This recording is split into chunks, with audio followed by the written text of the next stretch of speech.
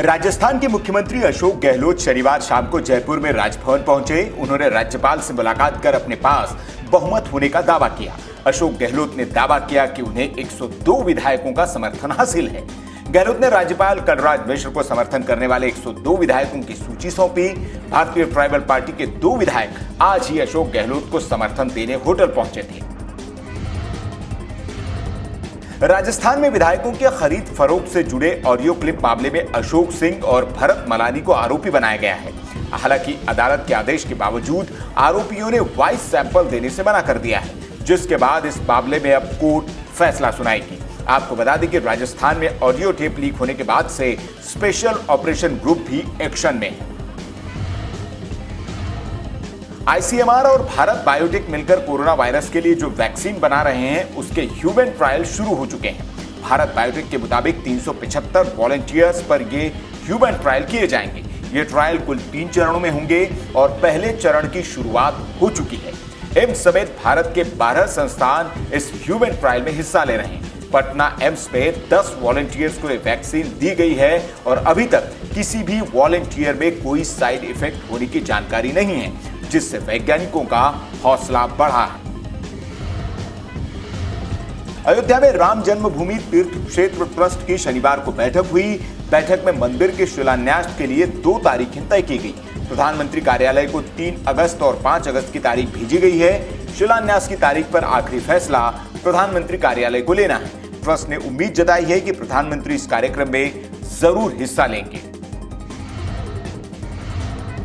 अयोध्या में बन रहा राम मंदिर और भव्य होगा। इसके नक्शे में मौलिक रूप से कोई बदलाव नहीं किया गया है, लेकिन उसे विस्तार देने का फैसला किया गया है। इस बदलाव के बाद मंदिर के शिखर की ऊंचाई बढ़ाई गई है, जो 128 फीट के बजाय अब 161 फीट होगी। वहीं मंदिर के उत्तर दक्षिण हिस्से का भी विस्तार किया जाएगा। इसकी वजह से गुंबदों की संख्या 3 से बढ़कर 5 हो जाएगी। चीन की शह पर नेपाल लगातार भारत के साथ संबंध खराब करने में लगा है। विवादित नक्शा और भगवान श्री राम पर ओली के विवादित बोल के बाद अब नेपाल भारत के सड़क निर्माण और बांध का भी विरोध कर रहा है। नेपाल ने भारत के सड़क और बांधों के निर्माण पर आपत्ति जताई है। नेपाल ने तर्क दिया है कि भारत के सड़क और बांध बनाने से उसके क्षेत्र में बाढ़ की समस्या पैदा हो रही है। नेपाल के प्रधानमंत्री केपी ओली द्वारा भारत को लेकर लगातार दिए जा रहे आधारहीन और विवादास्पद बयानों को लेकर भोपाल के नेपाली समाज ने कड़ा विरोध किया है। नेपाली समाज ने ओली के बयान को उनका निजी बयान बताया है। समाज ने बयान का विरोध करते हुए कहा कि प्रधानमंत्री जैसे सर्वोच्च पद पर बैठकर इस तरह के बयान न केवल गैर जिम्मेदाराना है, बल्कि निंदनीय भी है। भारत सरकार चीन पर एक्शन लेते हुए चीनी कंपनियों के टेंडर को लगातार रद्द कर रही है। भारतीय रेलवे ने सबसे पहले कानपुर और मुगलसराय के बीच ईस्टर्न डेडिकेटेड फ्रेट कॉरिडोर से जुड़ी चाइनीज कंपनी का कॉन्ट्रैक्ट कैंसिल कर दिया था। उसके बाद बैन की तमाम घटनाओं से बौखलाकर चीन ने भारतीय रेलवे के खिलाफ इस मामले में दिल्ली हाईकोर्ट में मामला दायर किया है। ये ठेका 471 करोड़ रुपए का है। रेलवे ने कहा कि कंपनी को 2019 तक काम पूरा कर लेना था, लेकिन अभी तक वो सिर्फ 20% ही काम पूरा कर पाई है।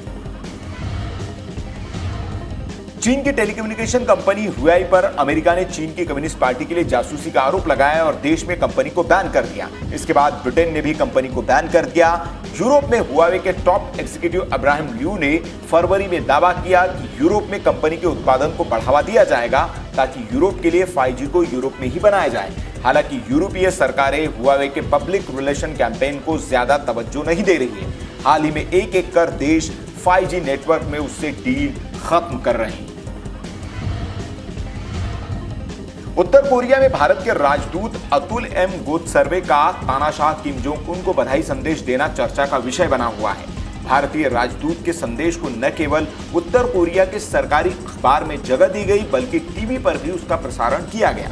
बताया जा रहा है कि दुनिया से कटे उत्तर कोरिया में ऐसा बहुत कम होता है कि किसी विदेशी राजनयिक के संदेश को इतनी तवज्जो दी जाए।